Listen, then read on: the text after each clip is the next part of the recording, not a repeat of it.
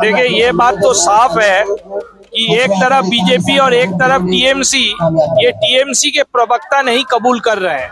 TMC इस हालात में अगर लड़ाई है तो लड़ाई बीजेपी और तृणमूल एक तरफ और बाएं महाज और कांग्रेस दूसरे तरफ। ये हकीकत है बंगाल की लड़ाई की, कतई उठा नहीं सकती, क्योंकि मणिपुर में जिस तरीके से उन्होंने महिलाओं पर अत्याचार किया है, इस इलाके में कोई उन्नति नहीं हुई, कोई विकास नहीं हुआ, जॉब्स नहीं है यहाँ पे, और यहाँ पे धमकी दी जा रही है कि डिटेंशन सेंटर में भरेंगे, एनआरसी करेंगे, और यहाँ पे तो जॉब्स नहीं है, भर पेट खाने को नहीं है, ट्रांसफर दिया जाएगा।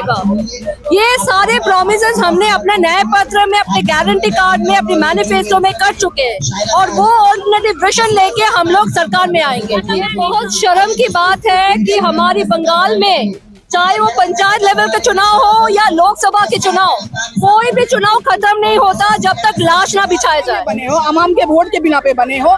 आपको अगर हिंदुस्तान के अवाम ने प्रधानमंत्री बनाया है, आपको चुना है, आपको हुकूमत में बैठाया है, तो किस लिए बैठाया है? अवाम की खिदमत करने के लिए बैठाया है, हिंदुस्तान के मुस्तकबिल को संवारने के लिए बैठाया है। आप क्या कर रहे हो? बस आप जहाँ भी जिस जगह पे जाते हो किसी मुद्दे पे बात नहीं करते हो, ना महंगाई पे बात करते हो, ना बेरोजगारी पे बात करते हो, ना औरतों के साथ जिस तरीके से आजकल गलत काम किया जा रहा है, गलत सलूक किया जा रहा है, उसके बारे में। नमस्कार, मैं हूं पूनम आपके साथ। आप देख रहे हैं सुपर न्यूज 24।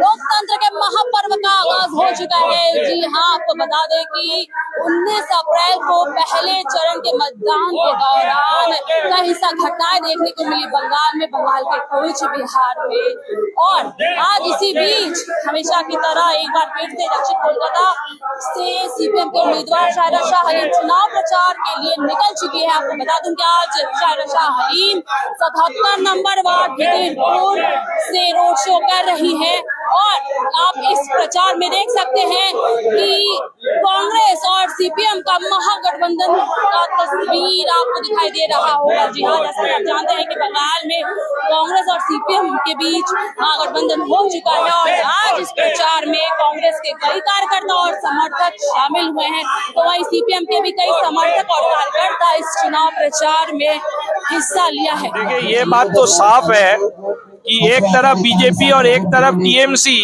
ये टीएमसी के प्रवक्ता नहीं कबूल कर रहे हैं।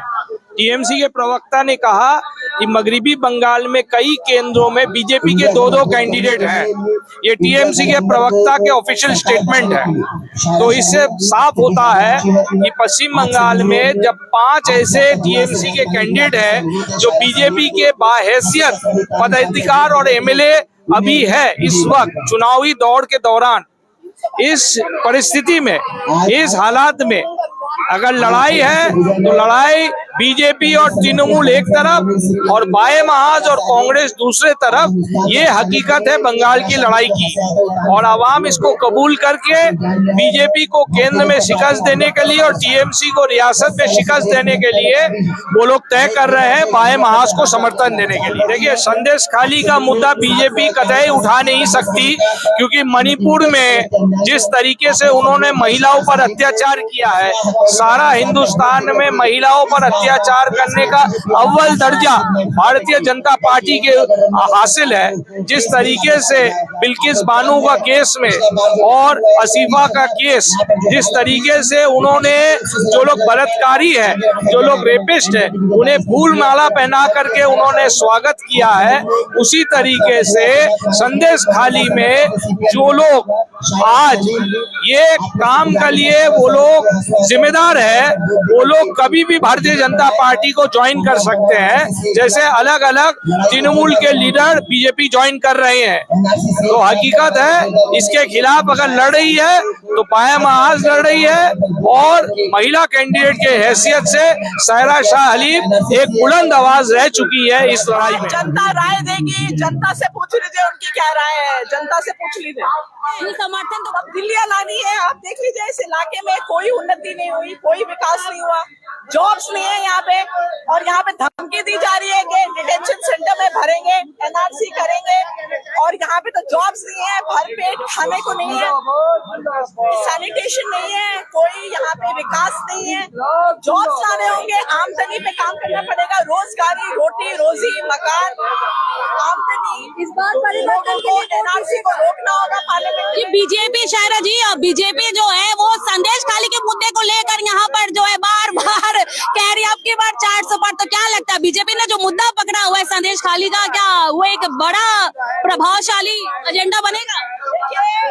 तृणमूल कांग्रेस माइनॉरिटीज को बेवकूफ बना रही है, माइनॉरिटीज के प्रति कुछ काम नहीं हुआ है, और हम लोग ये माइनॉरिटीज यहाँ पे तृणमूल कांग्रेस ने माइनॉरिटी कम्युनिटी के लिए एक काम नहीं किया है।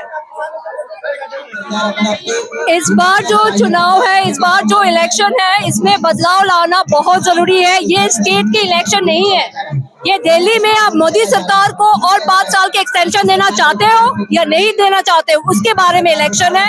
इस बार इंडिया अलायंस की जो हमारी कैंडिडेट है, कांग्रेस पार्टी और लेफ्ट फ्रंट पार्टी का जो कैंडिडेट है वो सायरा शाह हालिम है। मैं उसको पर्सनली उसको पहचानती हूँ, बहुत ही ज्यादा कमिटेड है अपनी आइडियोलॉजी को लेके, और मेरे ख्याल से ऐसे पार्लियामेंटेरियन को अगर आप लोग भेजोगे पार्लियामेंट में तो यहाँ के जो समस्या है, यहाँ के जो प्रॉब्लम्स है उसके बारे में बात कर सकती है, इसको अच्छी तरह से रिप्रेजेंट कर पाएगी वो जी। तो एक तरफ तो देवश्री, दूसरी तरफ माला रॉय, और तीसरी तरफ जो है चुनावी विद्रोह पहले ममता बनर्जी, और कह सकते बंगाल में एक तरफ से बीजेपी और वर्सेस टीएमसी की सरकार देखने को मिल रही है, और कहीं वो लोग सेट करना चाहते हैं क्योंकि टीएमसी जो है वो रिवर्स पोलराइजेशन का दर्द घुसाते हैं माइनॉरिटीज में, और बीजेपी पोलराइजेशन का खेल खेल रहा है ना। तो अभी अगर ये टोपी तिलक का राजनीति जो है, जो धर्म के नाम पे राजनीति जो है, उससे अगर आप ऊपर आके इंसान के जो इश्यूज है, रोजगार का या इंडस्ट्री क्यों नहीं आ रहा है या हेल्थ इश्यूज, ये सारे इश्यूज को लेके अगर बात करना चाहते हो तो आपको एक ऑल्टरनेटिव चाहिए, और वो ऑल्टरनेटिव आपको कांग्रेस और लेफ्ट में ही मिलेगा। तो क्या बदलाव लाएगी सरकार? देखिए, हमारी एक इंडिया अलायंस बनके गठबंधन बना है, राइट, और जैसे आप देख रहे हो कि महाराष्ट्र से लेके बिहार तक, तमिलनाडु से लेके दिल्ली तक हमारी डिफरेंट पार्टीज के साथ इंडियन नेशनल कांग्रेस की अलायंस बन चुका है। जैसे आम आदमी पार्टी दिल्ली में, महाराष्ट्र में अगर आप उद्धव ठाकरे शिवसेना का फ्रैक्शन ले लीजिए, एनसीपी का ले लीजिए, शरद पवार का फ्रैक्शन, या आरजेडी के साथ बिहार में, हर तमिलनाडु में डीएमके स्टालिन के साथ, हर स्टेट में हमारे अलायंस है, और कुछ स्टेट में इंडियन नेशनल कांग्रेस अलग लड़ रही है। तो हम लोग सब मिलके, कांग्रेस ने अपने एक मैनिफेस्टो में डाला है कि वो लोग बेरोजगारी के लिए क्या करेंगे, 30 लाख सरकारी नौकरी देंगे, स्टार्टअप्स को कैसे फंड करेंगे, कैसे अनएम्प्लॉयमेंट रेट को खत्म करेंगे, महिलाओं को, हर गरीब परिवार की महिलाओं को 1 लाख रुपया सालाना डायरेक्ट कैश ट्रांसफर दिया जाएगा। ये सारे प्रॉमिसेस हमने अपने नए पत्र में, अपने गारंटी कार्ड में, अपने मैनिफेस्टो में कर चुके हैं, और वो ऑल्टरनेटिव विजन लेके हम लोग सरकार में आएंगे। अच्छा मैम, एक सवाल लास्ट, आखिर क्यों होता है जब विधानसभा चुनाव रहे, लोकसभा चुनाव रहे, चाहे नगर निकाय चुनाव रहे, हमेशा चुनाव से पहले भी, चुनाव के दौरान भी और चुनाव के समापन के बाद भी हिंसा की छवि देखने को मिलती है। आपको बताइए कि कुख्यात किस तरह से वहाँ पर हिंसक घटनाएं घटी, इस तरह से लोग सुरक्षित महसूस करना वोट देने जाएंगे, जो वोट देने गए लोग। ये बहुत शर्म की बात है कि हमारी बंगाल में, चाहे वो पंचायत लेवल का चुनाव हो या लोकसभा के चुनाव, कोई भी चुनाव खत्म नहीं होता जब तक लाश ना बिछाया जाए। ऐसा क्यों होगा? हम लोग बोलते हैं India the largest democracy, India the mother of democracy. कैसे डेमोक्रेसी है जहाँ पर हर इलेक्शन में संतरास होना, हर इलेक्शन में वायलेंस होना जरूरी हो जाता है? तो वही परिवर्तन लाना चाहिए, चाहते हैं हम लोग, और परिवर्तन तभी आएगा जब लोग हमारे साथ जुड़ेंगे। आवाम की जरूरत समझ करके हमारे हिंदुस्तान के संविधान को बचाने के लिए, लोकतंत्र को बचाने के लिए हम एकजुट हुए हैं।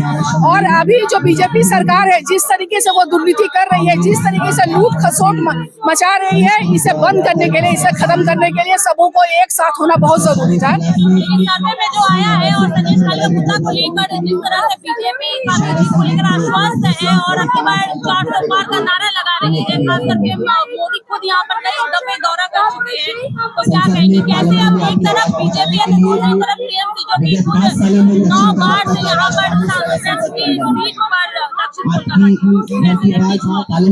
टीएमसी की भी असलियत आवाम जान रहे हैं और बीजेपी के भी असलियत आवाम जान रहे हैं। ये लोग सिर्फ क्या करते हैं बताएं आपको, सिर्फ जुमलेबाजी है इन लोगों के पास में। आपने यहाँ पर माला राय जो थी वो 10 साल से थी यहाँ पर, उन्होंने कितना काम किया है, उस काम के बिना पे इस बार उन्हें वोट मिलेगा। अगर वो काम की होंगी तो जाहिर सी बात आवाम उन्हें पसंद करेगी। और मोदी जी जो बार बार ये कहते हैं 400 पार, तो क्या अंतर्यामी हो गए हैं? वो भगवान हो गए हैं? वो राम मंदिर के नाम पर क्या वोट पूरा जो है बटोरने की कोशिश कर रहे हैं? लोग क्या भक्त हैं? बिल्कुल लोगों को ये पता नहीं है, ये खबर नहीं है कि हिंदुस्तान में क्या हो रहा है। बस हाँ, उनका वही है। जब भी जाते हैं स्टेज पे, आपने देखा होगा वहाँ पर, आप अगर प्रधानमंत्री बने हो तो आप आवाम के लिए बने हो, आवाम के वोट के बिना पे बने हो। आपको अगर हिंदुस्तान के आवाम ने प्रधानमंत्री बनाया है, आपको चुना है, आपको हुकूमत में बैठाया है, तो किस लिए बैठाया है? आवाम की खिदमत करने के लिए बैठाया है, हिंदुस्तान के मुस्तकबिल को संवारने के लिए बैठाया है। आप क्या कर रहे हो?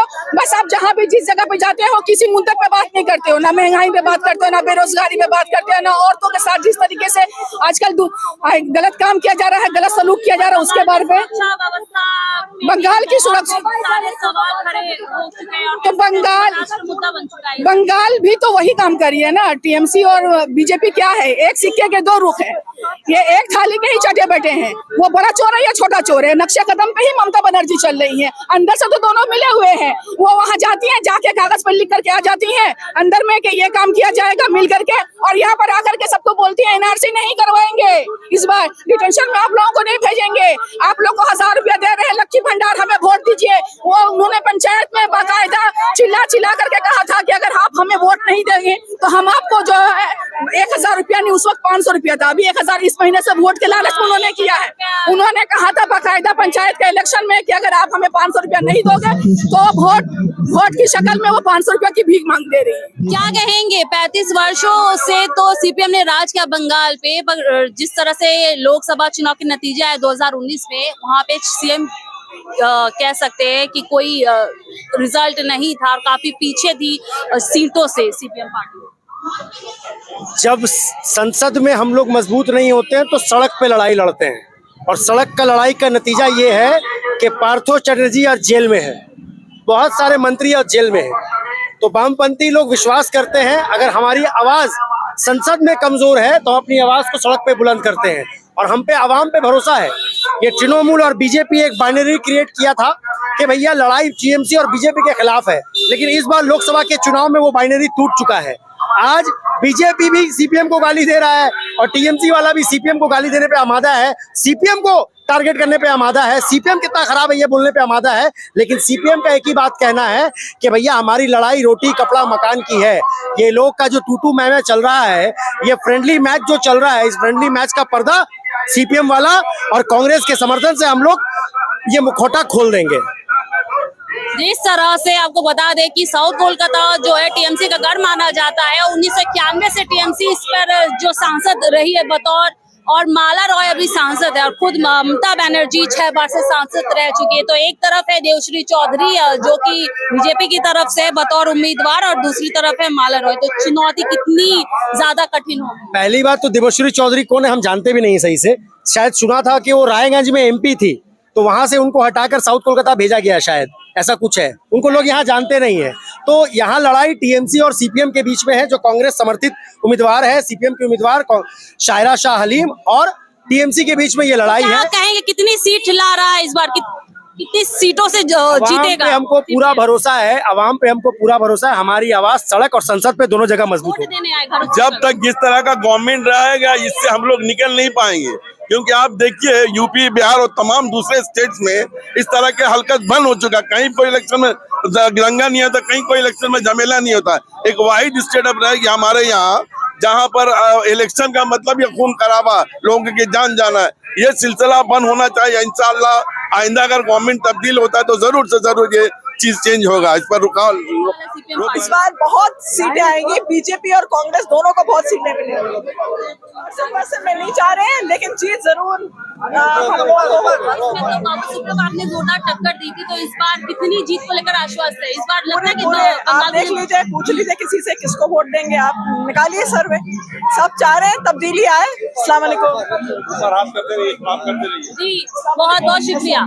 तो ये थे हमारे साथ शायरा शाह अली, उन्हें जनता का पूर्ण प्यार मिल रहा है और इसी आधार पर वो जीत को लेकर काफी आश्वस्त है। जैसे कि मैं आपसे बता रही थी कि साल 2022 में जब टीएमसी के विधायक सुब्रत मुखर्जी का निधन हुआ था, उस वक्त बालीगंज विधानसभा सीट खाली हुई थी। उस दौरान सीपीएम के उम्मीदवार शायरा शाह हलीम और आपको बता दें कि टीएमसी के बाबुल सुप्रियो के बीच जोरदार टक्कर देखने को मिली थी। जनता ने खुलकर समर्थन दिया है।